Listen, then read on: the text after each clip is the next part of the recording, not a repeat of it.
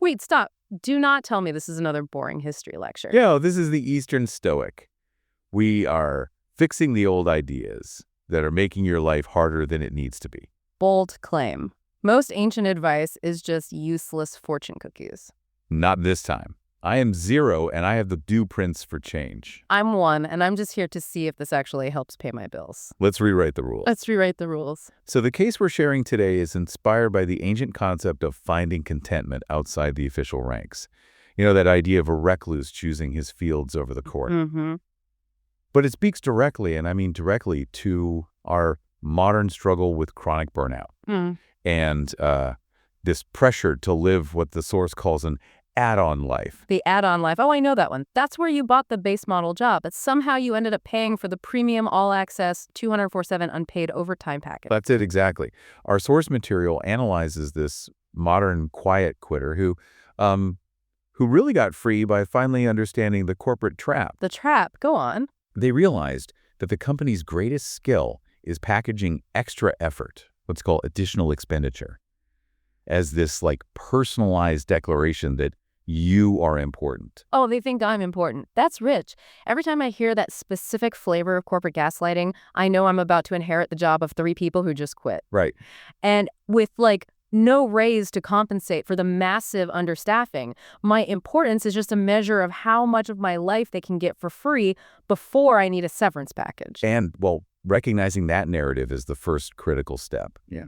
This person, they consciously stopped doing several things that define their old hustle culture life. We could break it down into three high-cost actions they stopped. Hit me with it. What am I doing right now that's draining my soul and my savings account? Okay, first, they stopped rushing to reply to messages outside of work hours just to perform availability. It wasn't about being lazy. It was about stopping that constant energy drain of proving you were always online. The performance of availability. Right. It's just digital loyalty theater. And everyone knows it's a fiction, but if you don't play along, you get flagged in the next quarterly review. Second, and this is a big one, they stopped treating every temporary extra task, the corporate add-on purchase, as some guaranteed path to recognition. The opportunity. Yes. They saw that these tasks mostly just fill management's own system loopholes. They don't actually advance your career. They just advance your burnout. And that leads to the third action, stopping the relentless drain of emotional labor, propping up the team, covering for bad planning. That emotional spending left them totally depleted, like a battery, the source says, whose charge was critically low by the time they got home. Battery critically low. That is way too accurate. It's not just running low. That's lying awake at 3 a.m. with insomnia and anxiety because you're worrying about all the unpaid add-on purchases you said yes to. Precisely. So once they stopped that ineffective burning, they adopted new boundaries. Their work became purely contractual, crystal clear. What needs to be delivered is delivered on time, period. No more, no less. Okay. And crucially, a clear refusal to take responsibility for things that weren't theirs. The term they use translates to not taking the blame pot. I like that. So no more volunteering to clean up messes made by bad management. Exactly. And the result? They became very quiet. No more fighting for credit, no taking sides in office drama, and absolutely zero performing loyalty through unpaid overtime. So the moment you stop offering free emotional blackmail and playing the corporate loyalty game, you get a severance package, right? This is pure theory versus the reality of high-stakes quarterly reviews and the constant fear of layoffs. I understand. And back to the point. Yeah. You are absolutely right. Setting these boundaries feels incredibly risky when you're staring down student loans and, just paying rent or a mortgage. Yeah. We live in a system where performance theater can feel more important than actual results, especially when companies are already understaffed and just pushing everyone harder. Tell me about it. And I recognize that fear, especially when there's a wage freeze on and inflation is eating your paycheck. You feel like you have to accept the golden handcuffs. You have to perform that loyalty just to cover basic healthcare costs. You're trapped. They know it. But there's always a but. I hear you, but the variable we can control is our own internal mechanism, our self-worth. The logic of the source explains that most workplace positivity is just more expensive self-consumption. It is a fundamentally bad trait. More expensive how? It costs time, sure, but if it gets you the promotion, isn't that a net win? It's expensive because the currency is your identity, your potential. This person didn't just lie flat or stop working. They just stopped ineffective burning. Okay. And that's a strategic move. It means stopping two very specific things. Using your life to fill system loopholes that your bosses won't fix, and stopping the conversion of your core life force into someone else's quarterly KPI. Okay, let's play this out. Worst case scenario.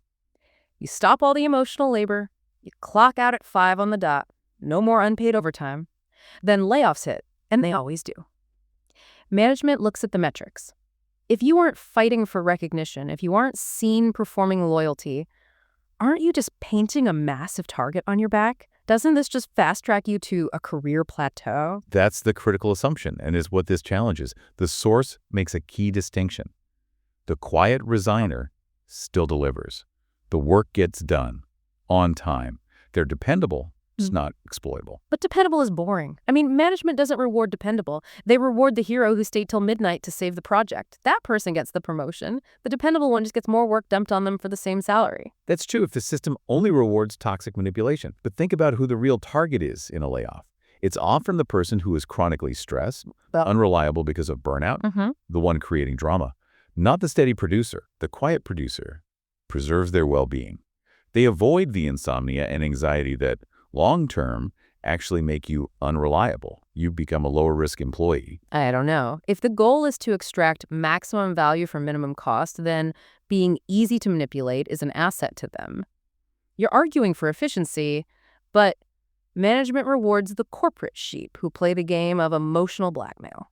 The counterpoint, though, is that the strategy is an internal resignation, not a physical one, you see. The person didn't leave the company. They just quietly resigned from being available for add-on purchases at any time. An internal resignation. It preserves your internal sovereignty, your future options. I get the mental reframe, I do, but my physical body is still in that chair from 9 to 5. And what about micromanagement? If you stop showing up to the optional meetings, if you stop the visible performance, how do you handle a boss who grades you entirely on how committed you look? That's where the mindset shifts, from pawn to contractor. You stop seeing your boss's opinion as a measure of your worth, and you start seeing it as just a negotiation point. So you just ignore them. No, you redirect the energy you save from performing loyalty. You use that to meticulously document your deliverables. You create a clear, factual audit trail.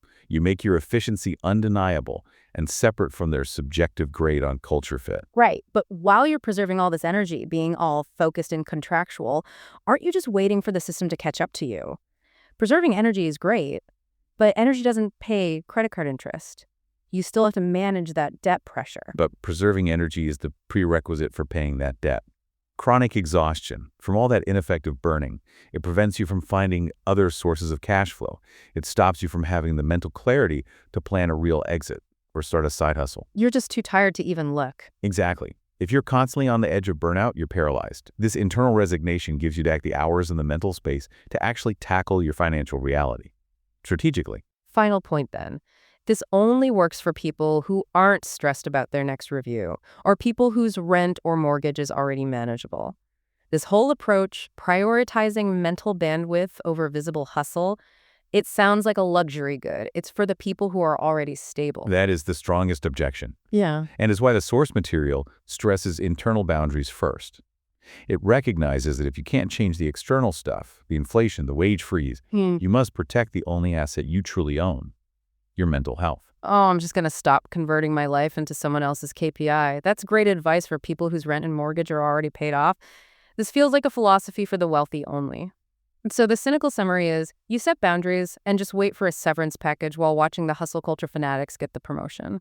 Only now you're too quiet to even negotiate a good exit. But therein lies the power. The fundamental quote from this deep dive reframes everything. KPI measures work, not whether I am worthy of respect.